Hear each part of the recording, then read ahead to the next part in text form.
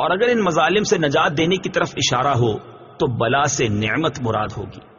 وَإِذْ فَرَقْنَا بِكُمُ الْبَحْرَ فَأَنْجَيْنَاكُمْ وَأَغْرَقْنَا آلَ فِرْعَوْنَ وَأَنْتُمْ تَنظُرُونَ۔ ترجمہ: اور یاد کرو جب ہم نے تمہارے لیے دریا کو پھاڑ دیا تو ہم نے تمہیں بچا لیا اور فرعونیوں کو تمہاری آنکھوں کے سامنے غرق کر دیا۔ وَإِذْ فَرَقْنَا بِكُمُ الْبَحْرَ، اور جب ہم نے تمہارے لیے دریا پھاڑ دیا۔ تفسیر صراط الجنان میں ہے یہ دوسری نعمت کا بیان ہے جو بنی اسرائیل پر فرمائی کہ انہیں فرعونیوں کے ظلم و ستم سے نجات دی اور فرعون کو اس کی قوم سمیت ان کے سامنے غرق کر دیا، جس کا مختصر واقعہ یہ ہے کہ حضرت موسیٰ علیہ السلام حکم الہی پر رات کے وقت بنی اسرائیل کو لے کر مصر سے روانہ ہوئے۔ صبح کو فرعون ان کی جستجو میں ایک بھاری لشکر لے کر نکلا اور انہیں دریا کے کنارے پر پا لیا۔ بنی اسرائیل نے فرعون کے لشکر کو دیکھ کر حضرت موسیٰ علیہ السلام سے فریاد کی۔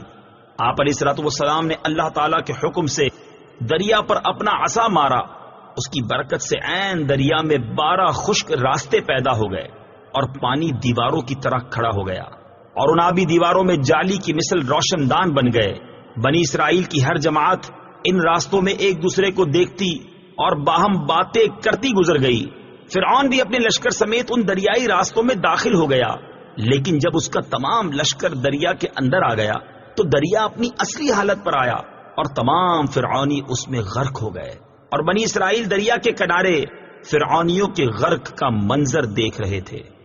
انبیاء کرام علیہم السلام پر ہونے والے انعام کی یادگار قائم کرنا سنت ہے۔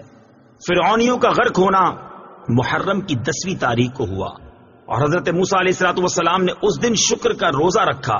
صحیح بخاری اور صحیح مسلم میں ہے، حضرت عبداللہ بن عباس رضی اللہ تعالی عنہما فرماتے ہیں جب حضور پرنور صلی اللہ تعالی علیہ وسلم مدینہ منورہ تشریف لائے تو آپ نے دیکھا کہ یہودی عاشورہ کے دن روزہ رکھتے ہیں۔ آپ صلی اللہ تعالی علیہ وسلم نے ارشاد فرمایا، یہ کیا ہے؟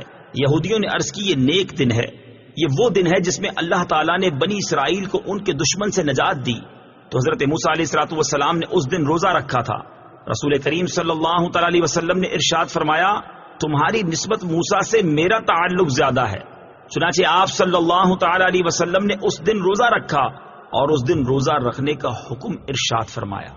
البتہ صرف 10 محرم کا روزہ نہ رکھا جائے، بلکہ اس کے ساتھ آگے یا پیچھے ایک روزہ ملایا جائے، جیسا کہ حضرت عبداللہ بن عباس رضی اللہ تعالی عنہما سے مروی ہے۔ رسول اللہ صلی اللہ تعالی علیہ وسلم نے ارشاد فرمایا، عاشورہ کے دن کا روزہ رکھو اور اس میں یہودیوں کی مخالفت کرو۔ عاشورہ کے دن سے پہلے یا بعد میں ایک دن کا روزہ رکھو۔ اس سے معلوم ہوا انبیاء کرام علیہم السلام پر جو انعام الہی ہو اس کی یادگار قائم کرنا اور شکر بجا لانا سنت ہے، اگرچہ کفار بھی اس یادگار کو قائم کرتے ہوں۔